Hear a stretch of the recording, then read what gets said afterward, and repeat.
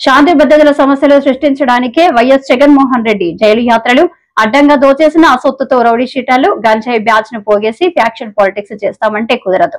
పోలీసులు తాట తీస్తారు అని ఎమ్మెల్యే సోమిరెడ్డి అన్నారు. ఎల్లుండి 3వ తేదీ కాకాని గోవర్ధన్ రెడ్డి ఆయన ఎమ్మెల్యేగా, మంత్రిగా దుర్మార్గాలు పాపాలు చేసిన ఆయన చూసేదానికి రప్ప పార్టీ ఆయనే చెప్పుకున్నాడు. రప్ప ఆడిస్తామని ఆ పార్టీ అధ్యక్షుడు జగన్మోహన్ రెడ్డి వస్తున్నాడు.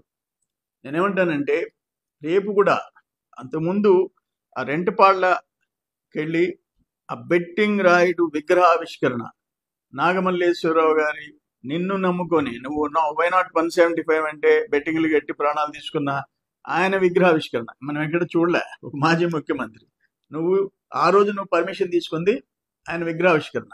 కానీ 80-90 కిలోమీటర్లు ర్యాలీ, 9 గంటల ర్యాలీ, 600 చిల్లర మంది పోలీసులు నీకు ఇచ్చారు, అయినా 3 ప్రాణాలు తీసుకున్నావు. ఇప్పుడు ఏం చేస్తున్నారు? Just permission. మీకు పోలీస్ పర్మిషన్ ఏమిస్తుంది? ఇచ్చింది మీరు వచ్చి చూసిపోతారు, మీతో కూడా ఒక 25 మంది 50 మంది ఉంటారు, అంతవరకే. మీరు అడిగింది అదే. కానీ ఇప్పుడు తలశీల రఘురాం గారు మీ పార్టీ నాయకుడిని పంపించి వారం రోజుల నుంచి అన్ని నియోజకవర్గ ఇన్ఛార్జీలను కూర్చోపెట్టి 60-70 వేల మందిని మొబైలైజ్ చేయాలా? మీరు ఎంతైనా ఖర్చు పెట్టండి, ఎవరినైనా తీసుకురండి, రౌడీలు తీసుకురండి, గంజాయి బ్యాచ్ని తీసుకురండి, రేపు అక్కడ రఫాడించాలా? ఏంటి నాకు అసలు అర్థం కావటంలే. ఏంది కాకాని గౌతమ్ చేసిన దుర్మార్గాలు పాపాలకి మీరు వేల మంది జనాన్ని మొబైల్ డబ్బుండాయని చెప్పేసి అందరు సంపాదించున్నారు బాగా, వాళ్ళందరూ ఖర్చు పెట్టి రేపు జనం తీసుకురావాలి, మళ్ళీ 2-3 చావాలా? మొన్న మీరు చేసిన పాపానికి 3 ప్రాణాలు పోయినాయి. ఒక సింగయ్య ప్రాణం పోయింది, రోడ్లో అంబులెన్స్ లో ఒక ఆయన చనిపోయినాడు, కార్ యాక్సిడెంట్ చనిపోయినాడు. కనీసం ఆ బాడీని హాస్పిటల్లో చేర్పించే హ్యుమానిటీ లేదు మీకు. అంత దుర్మార్గంగా ప్రవర్తించినావు. ఫ్యాక్షన్ పాలిటిక్స్ చేయాలనుకుంటున్నావు జగన్మోహన్ రెడ్డి, కుదరదు. చంద్రబాబు నాయుడు గారు ముఖ్యమంత్రిగా ఉన్నంత వరకు నీ ఫ్యాక్షన్ పాలిటిక్స్ కుదరదు. కడపలో నేను వేం చేయలేవు, అటువంటి పరిస్థితి నీకు వచ్చింది. బట్ ఈరోజు మీరు చేసే నీకు అంతెందుకు, ఇప్పుడు కాకాని గోవర్ధన్ రెడ్డి తోటి ముద్దాయి పంటపాళెం అతను మళ్ళీ తెలుగుదేశం నాయకుడిని మొన్న కత్తులతో పొడిచేస్తున్నాడు. జస్ట్ 5 days బ్యాక్ చచ్చిపోయి బతికాడు అతను.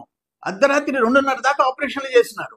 నీ తోటి ముద్దాయి ఇప్పుడు కొత్తగా కేసుల్లో తోటి ముద్దాయి అంటే, అటువంటి వాళ్ళని ఇంకా ఎంకరేజ్ చేసేదానికి మీరు వచ్చేసి ఇంత గందరగోళం చేయాలని చెప్పేసి ప్లాన్ చేస్తున్నారా? నాకు అర్థం కావట్లేదు. It's unfortunate. మేము చెప్తున్నాం, స్పేర్ చేసే ప్రసక్తిలే. ఎవరైనా వెనక వచ్చిన వాళ్ళు కన్నా తోక ఆడిస్తే, మీరు చెప్పినట్టు ఏదో గంగమ్మ తిరునాళ్ళల్లో పొట్టేళ్ళని నరికినట్టు రప్ప ఆడిస్తాం, నరికేస్తామంటే ఆ ప్లే కార్డ్స్ పెట్టుకొని నువ్వు పెద్ద ఉపన్యాసం ఇచ్చావు. తప్పేంటి అని చెప్పినావు. తప్పేంటి అన్నావు. ఒక మాజీ ముఖ్యమంత్రి. ఈ కర్మ ఇది. ఈ రాష్ట్రం నీ బోటి ముఖ్యమంత్రిని చూడటం ఆంధ్ర తెలుగు ప్రజల కర్మ, అంతమించి ఇంకేంలే. అందుకని ఇవన్నీ కుదరదు. మీ నాయకులు ఏదేందో మాట్లాడుతున్నాడు. ఇప్పుడు ఒక ఆయన కోవూరు ఆయన మాట్లాడినాడు. కోవూరు ఆయన సంగతి ఏందో, ఆయన కథ ఏందో అందరికీ తెలుసు. నోటికి వచ్చినట్టు మాట్లాడితే కుదరదు. చంద్రబాబు నాయుడు వాళ్ళ నాయన పేర్లు ఎత్తే అంత అర్హత నీకు లేదు. జాగ్రత్తగా ఉండు. ప్రసన్న కుమార్ రెడ్డి కంట్రోల్లో పెట్టుకో, నోరు కంట్రోల్లో పెట్టుకో. అందుకని ఇది రేపు నేను చెప్తుండా 3వ తేదీ నువ్వు వస్తావా?